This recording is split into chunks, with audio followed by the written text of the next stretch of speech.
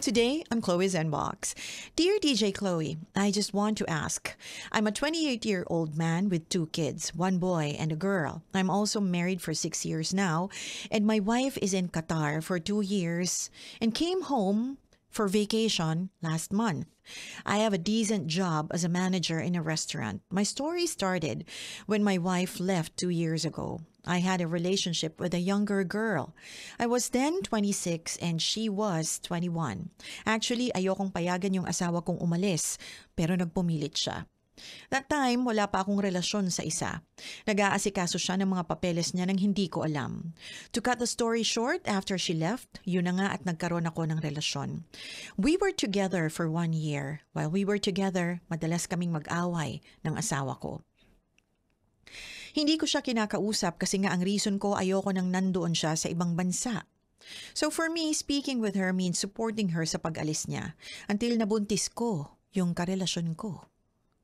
We decided to part ways because we know it can't be us talaga. Right now, I support her financially. No one knows about us and what happened. Last month, dumating yung asawa ko from Qatar. Almost 1 year na hindi kami nag-uusap. So yung feelings ko nung makita ko siya sa airport was very neutral hanggang sa makauwi kami sa bahay. But the next day, I tried na mag-aya sa kanya na lumabas with the kids to bond at mamasyal. So bumalik yung pagiging okay namin after that bonding time. Okay na sana until the last night na aalis na siya. I was shocked with what I saw. A man was sending her a message from Viber, calling her honey, asking her, "How are you, honey?" And in fact, the guy knows when my wife will arrive in Qatar. In fairness, my wife did not reply to the messages. And also, I discovered that she's been into restaurants without even telling me. Ni hindi niya kinikwento sa akin while nandito siya. After reading all the messages, galit na galit ako pero pinigilan ko ang sarili ko na magalit. Lalo kasi alam kong aalis na siya. At ayoko siyang i-confront kasi baka hindi ko mapigilan ng sarili ko ay masaktan ko pa siya. So hinayaan ko muna at sabi ko na lang paglapag niya ng Qatar, doon ko siya kakausapin. Hinatid pa namin siya ng anak kong lalaki sa airport. So after waiting for 9 hours, nakita ko na naka-online na siya. I started the confrontation. All she did was deny. Pero nararamdaman ko there's something dahil hindi niya ako masagot ng maayos. Right now, hindi niya ako nire-replyan sa mga chats ko at hindi niya ulit ako pinapansin. Napakasakit dahil I believe I deserve an explanation. Gusto ko ipagtanggol niya ang sarili niya sa akin. Pero dahil sa ginagawa niya, parang inamin na din niya na may nagawa siya sa akin. DJ Chloe, what should I do? I was planning to confront her family kasi gusto ko ng peace of mind. If ever may nagawa siya sa akin, hindi ko kayang magpatawad sa ganong dahilan. Mahal na mahal ko ang asawa ko. Kahit nagkaroon ako ng relasyon sa iba, siya pa rin ang mahal ko. Kaya ako nasasaktan. Maybe this is my karma. If ever may nagawa nga siya, I am planning na makipaghiwalay na. Then after, I think, ayoko nang mag-asawa. My wife will be the last girl na mamahalin ko. Magiging unfair ako sa ibang babae kung makikipagrelasyon ulit ako. So I think it's better for me to be alone. Mr. Night Scream. Hi, sir. You love her so much? So much that you decided to have a relationship with another girl while she was away, and what's worse, got her pregnant? Is that how much you love her? Hindi mo siya kausapin ng 1 taon? Just because umalis siya na hindi kayo nagkasundo na ayaw mo siyang paalisin, ayaw mo siyang magtrabaho sa ibang bansa?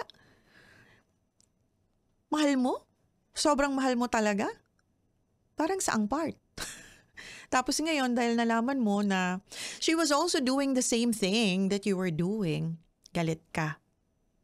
Well, she wanted to work abroad and you didn't want to let her. You didn't want her to work abroad. I can understand, that men, I believe, sabi nila hindi ko lang sinabi to, sabi nila. Men daw cannot live without women. Pero sa ngayon, marami na rin naman akong nakikita na kaya na rin nilang mag-solo kahit walang babae sa buhay nila. Pero minsan yata talaga mas hindi nakakatagal ang mga lalaki, no? Ewan ko lang. I strongly believe that couples, husbands and wives, as much as possible, should always be together because if not kasi, pag hindi kayo magkasama, grabe yung magiging trial sa inyong dalawa kasi mag-asawa kayo. Alam nyo yun? Ang mag-asawa, alam mo yun, kalahati yun ang buhay mo eh. And, meron kayong physical intimacy. Tapos biglang mawawala yun. Kung paano kung sanay kayo na regular ang physical intimacy ninyong mag-asawa, paano na yon pag nawala yung isa, nag-abroad nga naman yung isa. Yung mga bagay na to, dapat pinag-uusapan to ng maayos. You should really sit down on matters, on topics about this, situations like this na kailangang umalis ng isa. Pinag-uusapan to, hindi to dapat alam mo yon yung parang biglang hindi na lang kayo nag-usap. Parang ano na lang, what do you call this? Parang silent treatment na lang. Kasi maraming pwedeng mangyari sa isang tao kahit nga walang asawa, lalo na may asawa, na malayo sa asawa niya. Okay? Iba kasi kapag magkalayo kayo you both will become vulnerable to all kinds of danger. Sa akin, sana sinuportahan mo na lang muna si ma'am sa gusto niyang pagtrabaho abroad. Kasi kaming mga babae, before we became mothers and wives, nakapag-aral naman kami at may mga kakayahan kaming makatulong sa ikauunlad ng pamilya namin. And siguro, kung napag-usapan niyo ng maayos, baka hindi siya umalis. 'Di ba? And kung ganun nga, umalis naman siya, eto na nangyari sa inyong dalawa, nagkakagulo kayo. Even if you have a good job and you can very much provide, even if you have a good job and you can very much provide, it doesn't guarantee that you will have a good job forever and that you will have, you will be able to provide forever. Kaya siguro gusto namang makatulong ni Mrs. Okay? Nagtutulungan kasi talaga ang mag-asawa. Another is, nakakahiya naman kasi na ultimong, alam mo yon, pambili ng personal effects naming mga babae, ihihingi pa namin sa inyo. Unless otherwise, nag-aalaga kami ng mga anak at wala kaming chance na makapagtrabaho. In that case, kailangan talaga ng support din naman financially ng asawa. Pero sa panahon nga ngayon, marami ng paraan.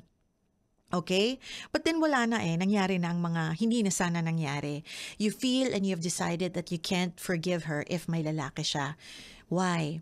Forgivable din ba ang pambababae mo habang wala siya? Forgivable din ba ang pagkakaroon mo ng anak?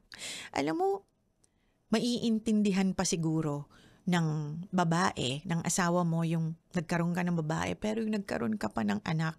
Alam mo yun, sir, nagdamay pa tayo ng iba. Okay? So, isipin mo yun, forgivable din ba yun yung ginawa mo na betrayal sa kanya? Just because no one knows about it doesn't mean you're already pardoned. Character is what you are when no one is looking. Now, because of the string of events that happened, your wife working abroad without your consent, you will probably say na dahil doon kaya ka ng babae. Given siguro, nakatagpo din siya ng supportive sa mga plano niya sa buhay, like you, nakahanap ng ibang asawa habang wala siya. Well, I am sad that things have gone south for both of you na pwede sanang hindi nangyari if only you both talked openly about your plans. Your wife is denying. You should be happy about it. It means she doesn't want to hurt you like hell. Kaya nagde-deny pa siya. Mas ikakabaliw mo siguro kung inamin pa sa'yo. That only means wala na siyang pakialam sa pakiramdam mo. Miscommunication, no communication, pride, sure killers of not only marriage but relationships. Whether or not she really did something wrong, contemplate on forgiving. You both did something detrimental to your marriage, and you both are responsible for the outcome, and you are both responsible as to whether you will fix it or not. Isang maayos at matinong pag-uusap lang po yan. If you decide to part ways, then I hope that you both learned something from what happened to both of you. Magko-co-parent pa po kayo in case may mga anak kayo. So, kailangan, if you will part ways, you have to be, at least, in speaking terms. And that's our Chloe's Inbox for today. Thank you so much, Mr. Night Scream, for your letter. I hope I was able to help.